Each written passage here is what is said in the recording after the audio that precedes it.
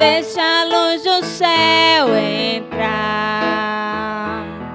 Deixa a luz do céu entrar. Abre bem a porta do teu coração. Deixa a luz do céu entrar. Deixa a luz do céu entrar. Deixa a luz do céu entrar. Abre bem a porta do teu coração. Deixa a luz do céu entrar. Firme nas promessas, não irei falhar. Vindo as tempestades a me consertar, pelo verbo eterno eu hei de trabalhar. Onde Jesus mora não há tristeza, onde Jesus mora não há dor, não há choro. Mas chegou a hora de tudo terminar, a dor vai embora, já pode cantar. Sinta o seu coração explodir de emoção. Jesus nele entrou. Onde Jesus mora não há tristeza, onde Jesus mora não há dor, não há choro. Onde Jesus mora só existe alegria, a gente canta todo dia. É feliz que tem Jesus no coração. Onde Jesus mora não há tristeza, onde Jesus mora não há dor, não há choro. Onde Jesus mora só existe alegria, a gente canta todo dia. É feliz que tem Jesus no coração. Jesus mora não há tristeza, onde Jesus mora não há dor, não há choro. Onde Jesus mora só existe alegria, a gente canta todo dia. É feliz que tem Jesus no coração. Nas duas histórias, se a gente fosse pensar nas duas histórias, Naldinho, tanto na primeira como na segunda, qual lição você tiraria? Vou fazer o seguinte, vamos dividir? Em uma frase, em uma palavra, qual foi a lição que fica na primeira história e qual é a lição que fica na segunda? Você quer falar da primeira ou da segunda?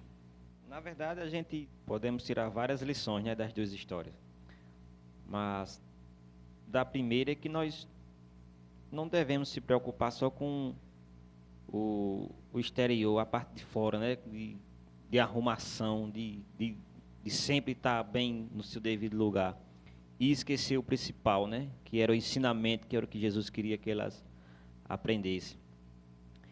E na segunda história, também são várias, inclusive o que eu fiquei observando aqui, que Lázaro também era um amigo de Jesus, né? E não sei se foi por esse motivo Jesus se comoveu e chorou, mas que assim, devemos esperar o tempo de Jesus, por mais próximos que sejamos, por mais íntimo que sejamos dele, o tempo dele nunca vai ser o nosso, sempre vai ser no tempo de Jesus. Eu vou fazer uma pergunta, agora eu vou focar só na primeira história, depois eu vou para a segunda, e depois eu vou fazer o arremate do que a lição. Todas essas interpretações de vocês, aplicações que vocês fizeram, são válidas. Eu inclusive, fiz algumas também. Mas aqui a irmã, o irmão, aliás, aqui o irmão que escreveu a lição, ele vai para o outro viés, né? Ele toma assume uma outra perspectiva, que eu também achei interessante, mas que resume bem as duas histórias. A irmã acha que o que Marta fez, Jesus diz assim, Maria escolheu a melhor parte. Mas o que Marta estava fazendo ali, arrumando a casa para atender bem as visitas, possivelmente preparando a comida para eles ter alguma coisa, um lanche, ter alguma coisa para oferecer para elas. Ela estava querendo servir as pessoas, servir o que ali estava. Ela estava errada em fazer isso? Não, acho que de alguma maneira ela estava contribuindo também com a parte dela, só que com esse lado aí, né? Servindo, mas de outra maneira. Mas por que Jesus disse que Maria escolheu a melhor parte? Essa parte que ela escolheu a melhor parte, dá a entender que o que Maria estava fazendo, Marta, né? O que Marta estava fazendo não era totalmente errado, né? E diante de todo o contexto, a melhor parte ela perdeu, né? De tudo que ela fez de certo, mas o principal que ela poderia ter tido, ela não teve. Então vamos chegar à primeira lição de hoje. O que é que nós podemos entender? Ela escolheu a melhor parte. Não é que a outra parte não devia ser feita. Servir as pessoas também é importante. Agora, a gente tem que ter cuidado o lugar que nós colocamos essas coisas. Primeiro Deus, buscar em primeiro lugar o reino dos céus, sua justiça, as outras coisas serão acrescentadas. Então a palavra de Deus ela tem que ter o seu lugar primeiro na nossa vida. E as outras coisas devem ser feitas sim. Mas primeiro Jesus. Então a gente não pode também pensar na história e dizer, não, então ela não deveria ter feito aquilo de jeito nenhum. Não, ela deveria fazer sim. O problema de Marta é o lugar que ela colocou aquilo ali. O foco primeiro dela foi aquilo. Então a gente tem que ter cuidado. Tem pessoas que servem tanto a igreja, serve demais a igreja, que esquece de si mesmo. Do seu momento devocional, do seu momento de estudo da palavra. Então não cresce com Deus. Jesus, ele vivia cercado de multidões, mas ele tinha um momento devocional dele. O momento que ele se dirigia para as montanhas e ia orar. Então nós devemos sim estar na comunidade. Só tem pessoas aí, pastores, irmãos, que dedicam tanto tempo, se esgota, que esquece. É errado você se ver a igreja? Não, é claro, projetos missionários, né, ou vários outros projetos para mobilizar a igreja, mas se a gente for fazer isso, esquecer a nós mesmos e a família, que é a nossa primeira igreja. Então nós temos que saber o lugar das coisas, só isso que Jesus está nos ensinando.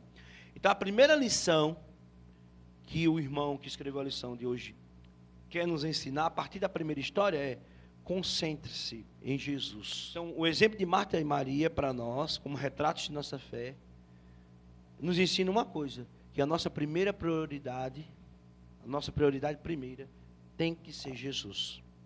E as outras coisas, elas devem ser feitas sim. Trabalhar, ganhar dinheiro, a gente já falou isso em outras lições, mas elas têm o seu lugar. Então, primeiro Deus, e as outras coisas vos serão acrescentadas. Então, essa é a lição que fica aqui desse texto. Muitos de nós memorizamos fatos sobre a vida, doutrinas, que nós gostamos de gastar tempo assistindo vídeo e outras coisas, ler livros da Bíblia. Aí o irmão diz, mas ler livros sobre a Bíblia não é a mesma coisa de ler a Bíblia. A gente dedica, tem uma biblioteca que lê só sobre a Bíblia, mas não lê a Bíblia. Então, Marta e Maria estavam ali, fazendo a coisa. É errado ler o livro? Não, é certo. Mas não é que aquilo vai tirar o momento de ouvir a palavra de Deus diretamente da fonte. Tem gente que tem o costume de ter a Bíblia sempre aberta assim, né? Eu vejo em várias casas, na rack, na estante, sempre elas abertas assim. Mas será que ali não é só do enfeite? Será que ali ela todo dia vai estar lendo um versículo? Às vezes é só um enfeite dela estar aberta ali. Não é que essas coisas sejam erradas. O problema é quando essas coisas nos tiram a atenção de Jesus. E que essas coisas se tornam as coisas primordiais de nossa vida. Tá, eu vou para o culto, esperando terminar o culto, para ir para a pizzaria com os amigos. E acaba o nosso foco de ir para o culto, é mais um encontro que vamos ter depois dele, do que propriamente o culto. Onde nós podemos ser abençoados com a palavra e com o louvor. E deixamos de ser abençoados. Por quê? Porque nós estamos pensando na outra coisa. Nós estamos usando aquilo ali como um trampolim, usando ali como uma escada. Qual é a segunda lição? Além dessa questão do tempo, de que a gente já falou aqui, de que a gente tem que esperar o tempo de Deus, não se preocupar com o que os outros estão dizendo ou o que os outros estão fazendo. Se a gente fosse pegar a linha da lição de hoje concentre-se em Jesus. Nada pode tirar a sua atenção de Jesus. Seu foco principal tem que ser Jesus. Isso é o primeiro texto sobre Marta e Maria. Já nesse segundo texto agora, sabe o quê? Não se preocupar ou dar tanta atenção ou importância ao que os outros dizem ou fazem. Porque a lição fala até isso. A igreja de fulano faz isso, faz um trabalho missionário assim, faz desse jeito, né? Mas porque fulano faz isso, faz aquilo. Porque é essa a lição que nós vamos tentar perceber agora no segundo texto. Essa disposição parece fazer parte da natureza carnal do ser humano. De fazer o quê? Vai entrar no que você vai falar, viu, Nandinho, do texto. Que é o quê? De ficar olhando para o quintal do vizinho, né? A grama do vizinho sempre está mais verdinha. A gente só olha para a grama do vizinho. E esquece, às vezes, do que acontece conosco. Ou do que nós mesmos podemos fazer para ser abençoados. E a história de Marta e Maria nos ensina isso. Nós vemos isso em algumas briguinhas de irmãos. Quando uma das crianças tentam ganhar a aprovação de seus pais pela exposição da outra criança. Isso acontece até no ambiente de trabalho. O cara dedura o outro só para ser visto pelo patrão, pelo líder. Então ele não faz, vamos dizer assim, porque quer ser correto. Estou fazendo o erro, eu chamo o erro pelo nome, pecado pelo nome, eu vou dizer mesmo que fulano está fazendo isso. Ele chama para ser bem visto. Agora, eu já percebi uma coisa. Essas pessoas que são, vou usar a expressão do popular, dedo duro, X9, essas pessoas aí, pode ter certeza, são os que levam mais enchincadas, eu vou usar um termo nordestino, leva bordoada, leva carão, é mal visto pela maioria, inclusive pelo próprio chefe. Por quê? Porque ele vai dedurar para ser bem visto. Ou seja, para ele ter a aprovação de alguém, ele quer, digamos assim, prejudicar o outro.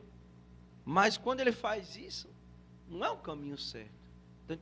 Ele deveria pensar, o que é que eu estou fazendo, o que é que eu não estou fazendo, em vez de dizer, olhar para o que o outro está fazendo. Maria não escolheu a melhor parte no primeiro texto, e no segundo, ela vai questionar. Vamos ver o que a lição diz. Nessa consideração, nós nos devemos precaver da tendência de algumas igrejas, guardadoras do sábado, que gastam muito do seu tempo, energia e recursos criticando as igrejas que observam o domingo. Nós não devemos reduzir a obediência a Deus a um só mandamento. O Senhor que emitiu o quarto mandamento é o mesmo que nos manda alimentar o faminto, vestir o desnudo, visitar aqueles que estão doentes e os piores. A gente está preocupado com a doutrina, falando da doutrina da outra igreja, preocupado que a outra igreja segue esse ou aquele mandamento. Mas nós mesmos não estamos esquecendo de fazer outras coisas que Jesus também nos orientou a fazer. Preocupado com o quintal do vizinho, né? Com o que os outros estão fazendo, certo? Eu conheço muitos cristãos que observam o domingo que poderiam me deixar envergonhado em relação à obediência desses mandamentos, a esses mandamentos de Jesus. Eles guardam o domingo, mas estão fazendo isso. Os espíritas, por exemplo, a gente critica a doutrina espírita, muitos são críticos em relação a isso, mas às vezes eles estão fazendo a obra, então ao invés de a gente estar preocupado com ele, por que a gente não está fazendo o mesmo? Não é? Ao invés de ficar criticando os que observam o domingo, ele cita só o domingo, mas tem muitos outros exemplos aqui que nós podemos tirar no nosso dia a dia. Até mesmo outros guardadores do sábado, né? Que guardam o sábado, a gente fica tomando como referência, mas guarda assim. E porque eu mesmo não olho para mim mesmo e penso como é que eu devo guardar o sábado, como deveria ser guardado. Não é? Então, eu tenho que pensar assim. Jamais podemos esquecer que guardar os mandamentos de Deus não se resume apenas a um mandamento, ao sábado. Nós nunca devemos tentar obter o favor de Deus comparando com outros seguidores de Cristo. Não.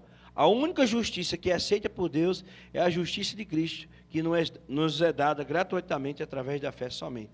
Devemos estar tão concentrados no Senhor e em seu trabalho que não tenhamos tempo de motivação para nos compararmos com os outros crentes. Para não ficar comparando com outros crentes. Dentro da igreja a gente se compara também, né? O problema é da comparação. O jovem rico começou a se comparar com o outro. Mas, Senhor, o jovem rico, ó, o filho pródigo, o filho mais velho da parábola.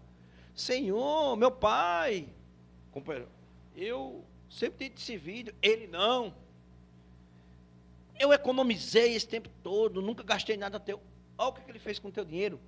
Então, o grande problema nosso, como cristão, que devemos evitar, dentro e em relação aos irmãos de dentro e fora, é essa comparação. Se preocupar com o que os outros estão fazendo. Vamos analisar os fatos. Jesus é um Deus de oportunidade, amém? Na primeira história, Marta estava preocupada mais com os outros. E Maria escolhe a melhor parte.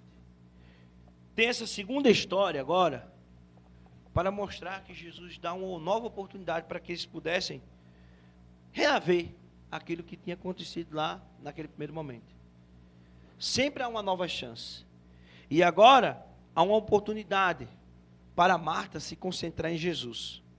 Dessa vez, Marta se preocupou com o que as pessoas estavam dizendo. Ah, que amigo é esse que deixa o outro amigo morrer se ele estivesse aqui? Marta não deu importância. Então Deus está todos os dias, por mais que você passe tempo na igreja, você cometeu uma falha, teve um erro ali no passado, Deus dá uma nova oportunidade para você ser diferente. Não é porque você errou que você vai ficar errando direto, não. Deus está dando novas oportunidades, novas chances. Concordam comigo? E agora o texto diz: a morte de Lázaro deu para Marta e Maria outra oportunidade de concentrar-se em Cristo.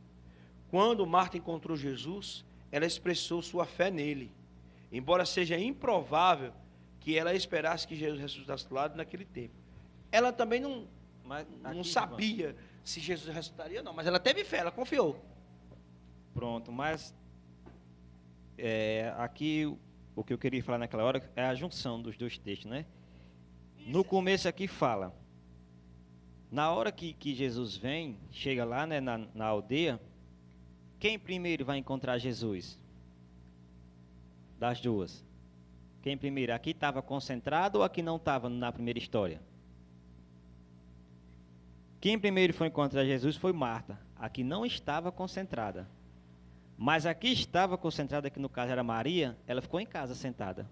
Porque ela sabia o que Jesus poderia fazer. Porque Jesus já tinha dito para ela, aquele que crê em mim, mesmo que depois que morra, viverá, né? Então ela já sabia, porque ela aprendeu lá na casa dela. E Marta não tinha percebido esse detalhe, porque ela estava desatenta. Então ela foi direto a Jesus cobrar. Ah, se tu tivesse aqui, meu irmão não teria morrido. Ou seja, esse detalhe é o que está ligando lá na outra história. Tu perdeu o melhor da história. Se ela tivesse na hora, ela já sabia que Jesus poderia ressuscitar Lázaro. Aí foi quando Jesus falou para ela, né? O seu irmão vai ressurgir. Ela fala, mas só na glória. Porque ela não se deteve ao detalhe que ela perdeu na primeira história, né? Exatamente. Olha como uma história completa a outra. Perfeito esse comentário, né? Mas veja uma coisa. Uma falha, Naldinho, não esqueça não. Uma falha serve para a gente não como um momento de dizer que acabou, que estamos derrotados, mas como um aprendizado. A falha de num determinado momento determinou um ponto de fé depois para a vida delas depois. Sim, até porque ela ter perdido esse detalhe, né, preocupada com o pessoal, que na segunda história foi um exemplo tanto para ela quanto para o pessoal que liga com o exterior, né? Foi quando ela presenciou o maior milagre, né? E a partir desse momento ela teve Jesus como foco e não o exterior. É esse o propósito da lição de hoje, que você captou muito bem. Eu não tinha captado esse lado, como as histórias então estão interligadas. E uma coisa que eu vou dizer aqui ainda, a gente quando olha a história de Maria e Marta, a gente coloca só Marta como a vilã. Mas a gente tem que ler a segunda história para entender como ela teve uma evolução na fé, como ela cresceu. Então, a vida do cristão é de evolução. Um erro não serve para aprendizado. O povo aprende com os erros, né? O que é errado é você cair, ficar prostrado e não se levantar. Mas quando Deus dá a oportunidade, Ele dá a oportunidade para a gente se refazer. Não é? E uma coisa que... E as histórias estão interligadas, como você disse, que uma coisa que você... Uma decisão, uma escolha que você faz aqui, ela é determinante para o futuro. A escolha de Marta ter escolhido ali servir os outros foi determinante ali, quando ela recebeu a repreensão de Jesus, para que ela pudesse estar mais atenta a Jesus e não nos outros, estar preocupado mais com Jesus do que com os outros. E também a escolha de Maria, ao ouvir sobre Jesus, ela entendia a questão da fé, porque tinha ouvido a palavra, o foco dela. Então, as escolhas que a gente faz aqui são determinantes para a nossa vida espiritual depois. E eu acho que essa é a maior lição que fica desse estudo de hoje. A grande lição que nós aprendemos na escola dos adultos hoje é as nossas prioridades. Qual deve ser, então, o nosso foco, o nosso objetivo? A quem nós devemos dar a primazia? Continue, não, tocando, combina. A quem nós devemos dar a nossa primazia? O louvor, a honra e a glória? A Deus. A Ele a glória, a Ele o louvor. As outras coisas serão acrescentadas, né? Não é que as outras coisas são erradas, mas elas não têm a primazia. Elas têm o seu lugar, mas não deve ser colocado em primeiro plano. Deus em primeiro lugar. É assim quando a gente decide louvá-lo, é assim quando a gente decide guardar seus mandamentos, é assim quando a gente devolve o nosso dízimo e oferta, quando a gente reconhece que Ele tem primazia em nossa vida, que a honra, o louvor e a glória é dEle. Aproveitando enquanto Naldinho mais uma vez continua tocando esse louvor muito maravilhoso, vocês podem ofertar. Vamos inverter a ordem hoje. Vocês podem ofertar, aqueles que trouxeram o dízimo, oferta, está sendo apto a fazê-lo nesse momento, reconhecendo que Deus tem o primeiro lugar em sua vida, tem a primazia em sua vida. Deus possa abençoar grandemente.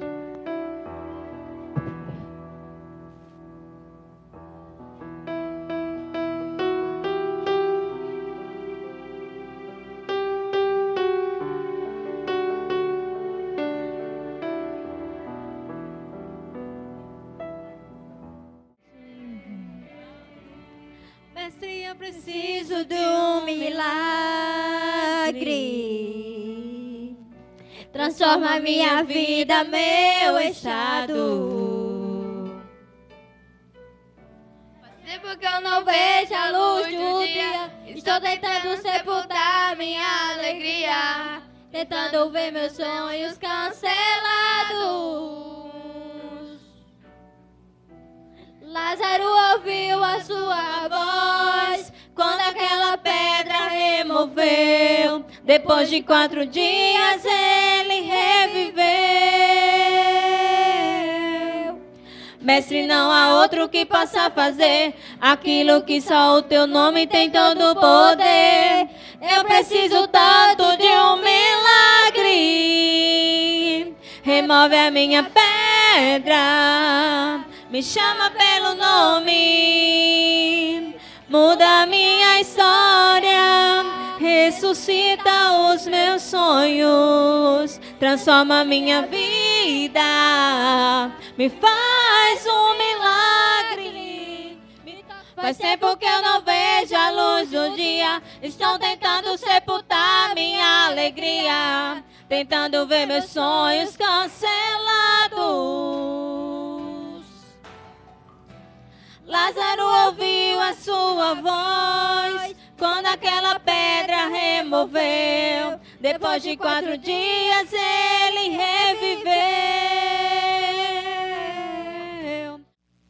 A mãe deles falaram que o Natal ia ser diferente porque ia ser um Natal de boa ação.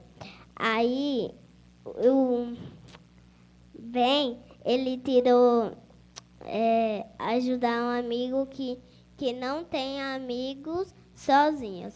Aí ele foi para a escola e viu um menininho sozinho e brincou com ele, sei lá o quê. Aí depois ele falou que tinha se mudado para a cidade, o menininho que estava sozinho, e veio para essa escola quase acabando as aulas.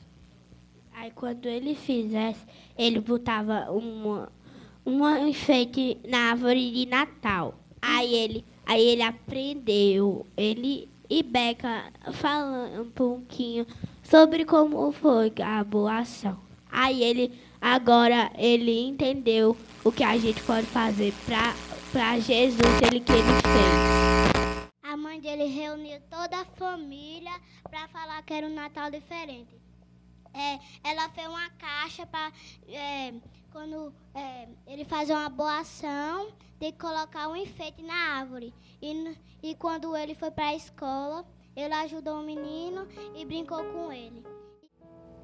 Beca disse: "O que será que eu vou dar para Jesus?" Ela disse: "Uma boneca que fala." Ben disse: "Eu não, boneca que fala não, vai dar um PlayStation 5. Bom, aí quando o Ben fez a boa ação, ele entendeu que o Natal não era ganhar presente. Isso, era ser como Jesus, ajudar o próximo. E lembrando que a gente vai começar com essa caixa, vocês me cobrem para trazer essa caixa das boas ações. E vai ter um cantinho para vocês colocar, vocês vão tirar a boa ação que vocês vão fazer todo mês.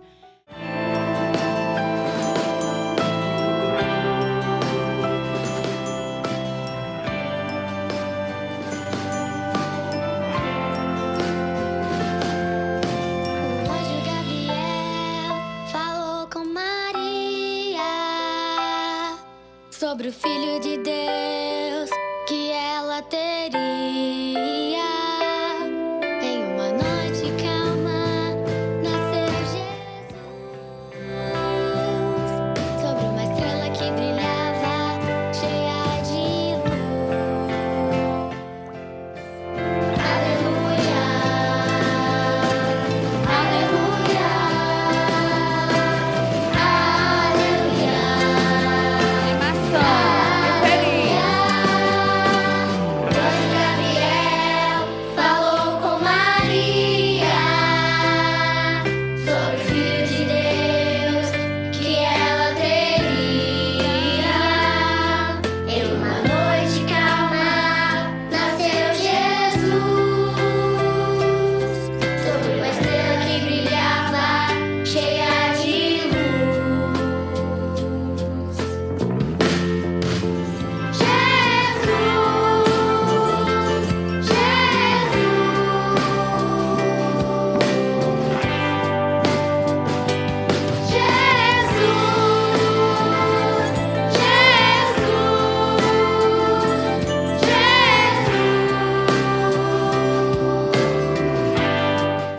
Senhor te abençoe e te guarde.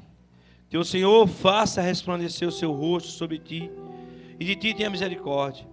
Que o Senhor sobre ti levante o rosto e te dê a paz. Que a graça maravilhosa do Senhor Jesus, o amor do nosso Pai Criador e a comunhão do Espírito Santo de Deus siga com todos que aqui estão presentes e permaneçam na vida de cada um. Em nome de Jesus. Amém.